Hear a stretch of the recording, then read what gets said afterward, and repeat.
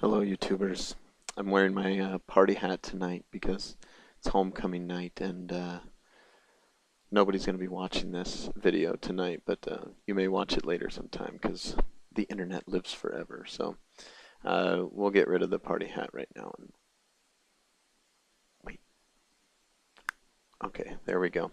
We're looking at question number 2 on the homework from chapter 7, which it deals with the end of the Abbasid era in the Islamic world. And so when we talk about the Islamic heartlands, we're looking in and around Baghdad, the Middle East, and Arabia.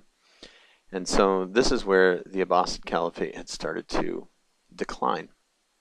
And starting with Harun al-Rashid, and really not starting with Harun al-Rashid, but really epitomized by Harun al-Rashid, the palace and the caliph was starting to live in excess of what was needed. So extreme luxury, riches and treasure surrounding very decadent palace buildings, um, and not really caring about ruling. In fact, most of the ruling that was being done was done by advisors to the caliph. And so this very young caliph kind of set the tone of what was happening, and the caliph was losing power anyway because of the fact that many people who were actually running the show were the advisors or even hired mercenaries. So upon the death of Harun al-Rashid, there was a fight for who was going to be in charge next, and this became a pattern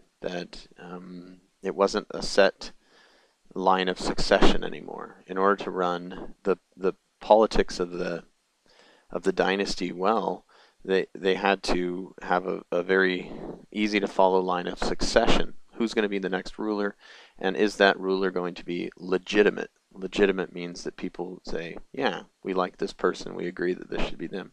Well, when people are fighting over it, it makes the people less comfortable, or they don't have as much confidence in the leader when they know the leader had to fight tons of other people in order to get that position.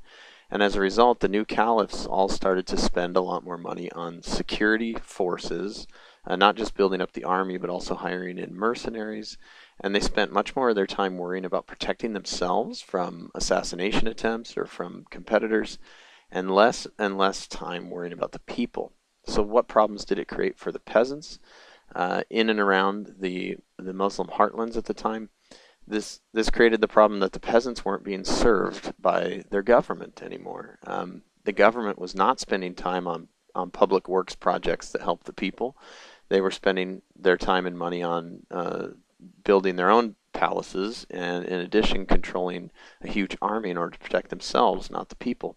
Um, People weren't being served by one of the great parts about being in a civilization is that you don't have to, you have a constant source of food because you can grow it. And even if you hit into a time of despair, or farm starts to fail, the food that is stored can be used in emergency situations. But if the government isn't sponsoring irrigation projects or social works or funds to help people who are starving in a society that's ravaged by famine, then the people start to starve, and starving people get angry. And when people get angry because they're starving, they rise up against their government. And so this really signaled the end of the power of the caliph. And people gave up on what they were doing. They gave up on their government. They would become bandits.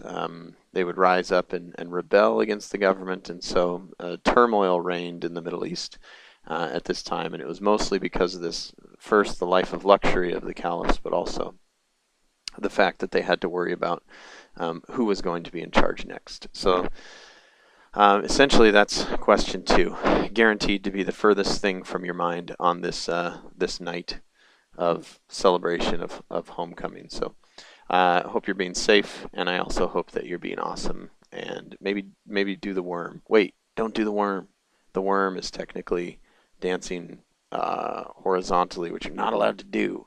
So keep your feet on the dance floor. Don't use any chairs, and no 90-degree angles, and be awesome regardless. I have faith.